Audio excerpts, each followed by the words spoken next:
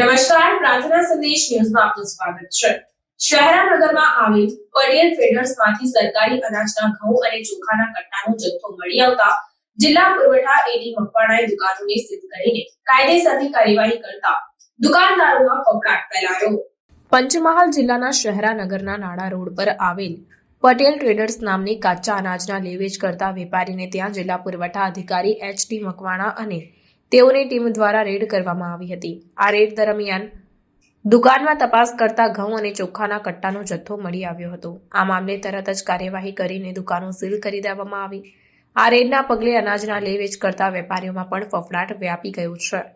ગ્રામીણ વિસ્તારમાં રહેતા છેવાડાના માનવીને પેટભર અનાજ મળી રહે તે માટે સરકાર દ્વારા સસ્તા અનાજની દુકાનો થકી વિવિધ યોજના હેઠળ વિના મૂલ્યે તેમજ ઓછા પૈસામાં અનાજ વિતરણ કરવામાં આવી રહ્યું છે, પણ આ અનાજ ખાનગી દુકાનોમાં મળી આવવાની વ્યાપક બૂમો પાછલા કેટલા સમયથી ઊભી થવા પામી છે, જેના પગલે જિલ્લા પુરવઠા અધિકારી એચ.ડી. મકવાણાએ આ રીતે ગેરરીતિ કરતા તેમજ સરકારી અનાજ ખરીદનારાઓ સામે લાલ આંખ કરી છે।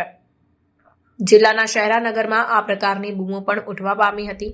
તેને લઈને જિલ્લા પુરવઠાની ટીમે ચોક્કસ બાતમી મળી હતી કે શહેરાનગરમાં આવેલા પટેલ ટ્રેડર્સ નામની દુકાનમાં સરકારી અનાજનો જથ્થો છે।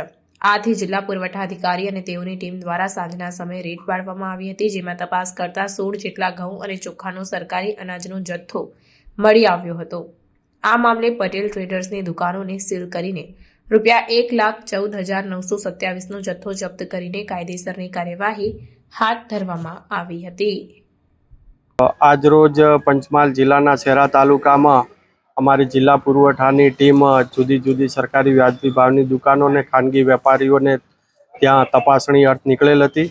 તે દરમિયાન એક શંકાના આધારે અને એક અગાઉની બાતમીના આધારે જે શહેરા તાલુકાની અંદર આવેલ ખાનગી વેપારી પટેલ દાઉદ મોયુદ્દીન કે જે પટેલ ટ્રેડર્સ નામની ખાનગી પેઢી ધરાવે છે, અગાઉ પણ મામલતદાર શહેરાએ તપાસણી કરીને અમુક જથ્થો જપ્ત કરેલ હતો।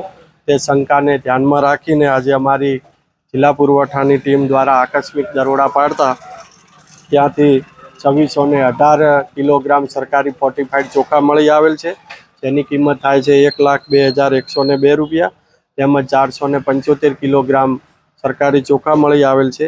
આમ કુલ મળીને ₹1,14,927નો સરકારી મુદ્દામાલ જપ્ત કરવામાં આવેલો છે। ત્યારબાદ સેમ્પલ લેવાની પણ કાર્યવાહી ચાલુમાં છે અને આ ઈસમ સામે આ ઈસમ ગેરરીતિ કરવા ટેવાયેલી વૃત્તિવાળો હોય તેની સામે કાયદેસરની કાર્યવાહી હાથ ધરેલ છે। પ્રાર્થના સંદેશ ન્યૂઝની તમામ લેટેસ્ટ અપડેટ્સ માટે ચેનલને હમણાં જ લાઇક, શેર અને સબસ્ક્રાઇબ કરો।